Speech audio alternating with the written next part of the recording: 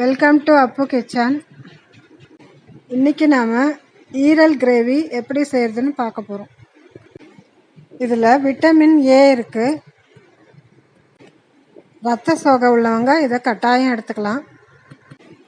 இப்போது இந்த கிரேவியை எப்படி செய்கிறதுன்னு பார்க்கலாம் வாங்க.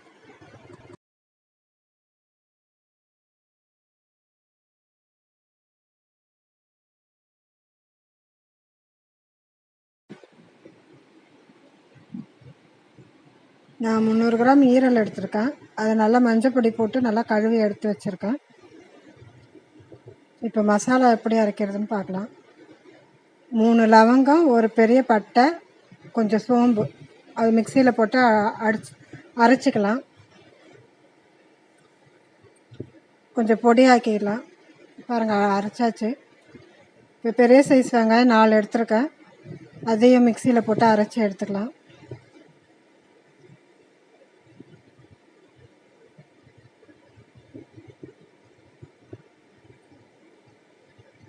அரைச்சி எடுத்தாச்சு. இப்போ தக்காளி பெரிய சைஸ் 6 எடுத்துருக்கேன். அதையும் போட்டு அரைச்சிக்கிறேன்.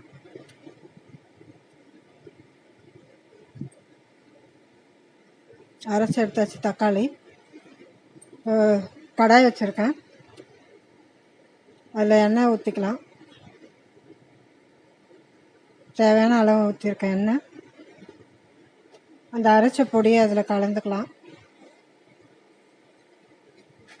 1/2 ஸ்பூன் இஞ்சி பூண்டு பேஸ்ட்டு போட்டுக்கோங்க. அது ரெண்டுத்தையும் கலந்து விட்டுட்டு அரைச்ச அந்த வெங்காயம் பேஸ்ட்டையும் சேர்த்து கலந்துக்கலாம். கொஞ்சம் பச்சை ஸ்மெல் போட்டோம்.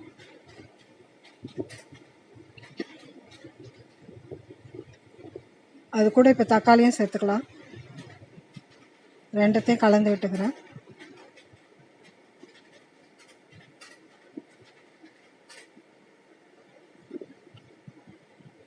இப்போ தேவையான அளவு உப்பு சேர்த்துக்கிறேன்.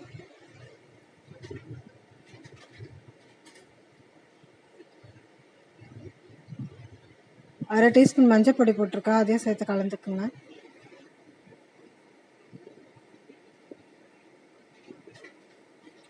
இப்போ தனியாத்தூள் 1/2 ஸ்பூன், மிளகாத்தூள் 1 ஸ்பூன், சீரகத்தூள் ஒரு 1/4 டீஸ்பூன் போட்டிருக்கேன். 3த்தையும் கலந்து நல்லா அதில் கலந்து விட்டுக்கலாம். கொஞ்சம் பச்சை ஸ்மெல் போட்டோம்.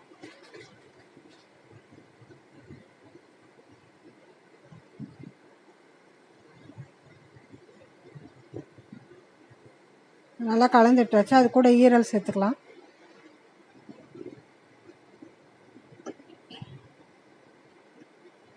நான் கோழி ஈரல் தான் எடுத்திருக்கேன்.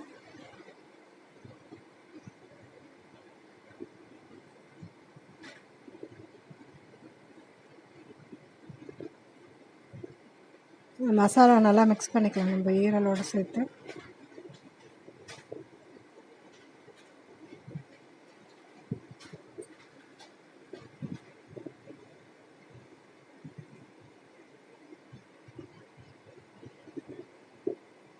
கொஞ்சம் கருவேப்பிலை சேர்த்துருக்கேன்.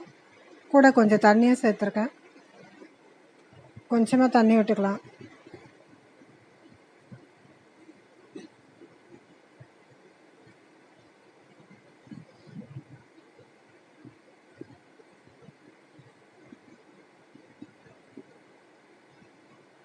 ஒரு 15 நிமிஷம் கொதிக்க விடலாம். பாருங்க, ரெடி ஆகிடுச்சு. இப்போ லாஸ்ட்டாக பெப்பர் தூள் போட்டு கலந்து விட்டுக்கலாம். நான் 1 டீஸ்பூன் போட்டிருக்கேன் பெப்பர் பொடி.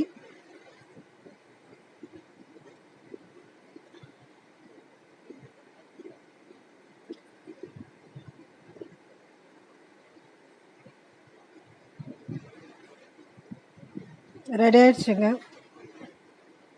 ஈரல் கிரேவி ரெடி ஆகிடுச்சு. லாஸ்ட்டாக கொத்தமல்லி தூவி இறக்கிக்கிறேன். ஸ்டவ் ஆஃப் பண்ணியாச்சு. இதை உங்கள் வீட்டில் நீங்கள் ட்ரை பண்ணி பாருங்கள். பிடிச்சிருந்தால் கமெண்ட் பண்ணுங்கள். மறக்காமல் அப்பு கிச்சனை சப்ஸ்கிரைப் பண்ணுங்கள்.